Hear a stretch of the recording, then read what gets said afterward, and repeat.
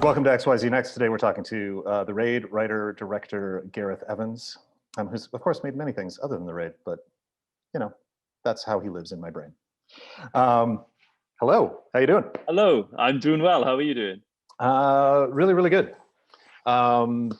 It's fun to talk about this particular short because it's such a little piece of a different era. It feels like at this point, almost like a, you know, I mean, it's not right after you and I met, but it feels like it's part of that time, which feels like it's a lifetime ago for both of us.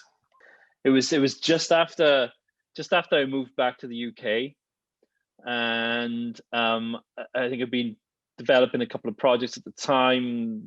I remember kind of like just being in that place of being in development on a project, but that wasn't taking shape yet, and just feeling the urge to do something and make something familiar to me. And so I remember just speaking to Yayan and Chechep and saying like, oh, you haven't seen my house yet. Do you want to come over to the UK and then we'll have a little play and do something while you're here? So it became almost like a thing of it being, come for a holiday, and then in the meanwhile, let's make a short film while we're here and design something from there.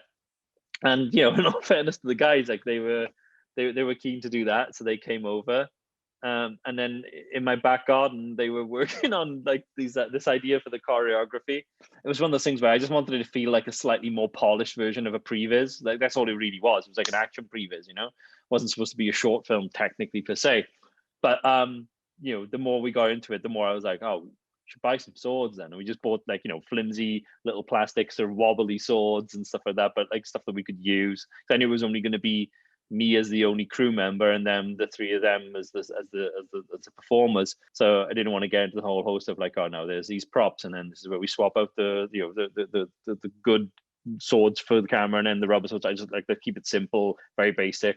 For those who are not familiar with the process, I mean, you refer to this already as kind of really a previz sort of thing. Mm-hmm. I've had the chance to see what your previz process looks like, and it's a lot. Yeah. Can you talk people through a little bit about just what it is in theory, and then kind of the importance of it, and then kind of how you like to use it? Because I think you're probably one of the most extensive previz people that there is. Previz to the uninitiated is essentially it's kind of like a blueprint through which I can design the action sequences, but then not just have a sense of what the action sequence is in terms of its content, but also decide shot by shot and edit by edit how that action is going to be presented to the audience. And so what we come away from that process is this sort of like this fully working edited blueprint to follow on set. So when you put them side by side, the previz should match with the final version of the fight when we get to production stages.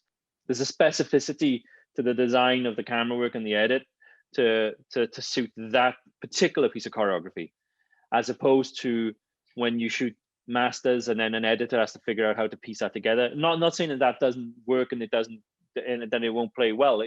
There are great action sequences that have been done that way. I fixate on camera work and action, and if I feel like I'm just getting over shoulders and wides, I'm less invested in. Like if you take me on a journey where you're sort of showing me the intricacies of the choreography, then I'm with you. Then it's like when I watch golden age stuff of Jackie Chan in the 80s and the early 90s, or like something like Prodigal Son, and then you get like these incredible inserts where, oh, I'm understanding the methodology of the martial art. I'm able to understand that, while all of my focus is on their arms and their locks and everything else, this stuff going down there with the feet. And so in a way, by being invested with the guys when they start doing the design of the action, and by being sort of like there with them through that process, it allows me then, from a layman's perspective, to be able to, like, I'll never know all of the inner workings of what they're doing in martial arts wise, but what I can see is the rhythms of it then, because I'm there with them when they're designing. And then when I see those rhythms, it's my job then is to be able to say like, oh, I'm going to show you that now. I need to present you all the details so that you can understand all of the movements and why it moves from A to B to Z. I mean, obviously huge Japanese visual influence on this. And I think from the early films, from Marantau and certainly the first Raid movie, I think when people look at your stuff, the immediate reaction is, oh, this is all about Hong Kong, you know. And I mean, I know from talking to you about it during the Raid too, how much Japan was on your mind. Yeah. With the Raid 2 and that influence, you know, and how different do you find approaching it? Like the cinematic language it is a different thing. Yeah. There's a stillness, I think. It's like when it's almost like a stillness before the sequence explodes. And in a weird way, it's like, you know, I was kind of quite careful with the sort of like the composition at the start. You know, and little things like Chechep breaking the fourth wall within the first shot of the thing, where he just turns and looks past right at you through the lens, you know. And you know, I'm wanting to kind of set a little bit of that myth of these two sort of vagabond type characters almost, you know, and the clothing as well, very specifically sort of like chosen to kind of like echo that, you know, Japanese feudal sort of times approach to it.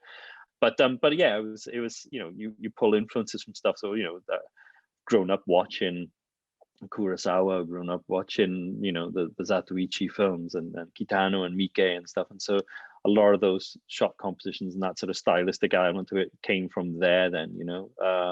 But I think when it explodes, and it kind of reverts back to, I guess, in a way that sort of the tried and tested stuff that I've done in the past through the action design, which kind of it inevitably becomes that. No matter how many times I try to like change my approach to shooting action, I can't switch off that sort of gut instinct that tells me, oh, the shot needs to be this. Yeah. You know. So yeah. This was great. Thank you for doing it. Thank you everybody for watching. This was Gareth Evans on XYZ Next.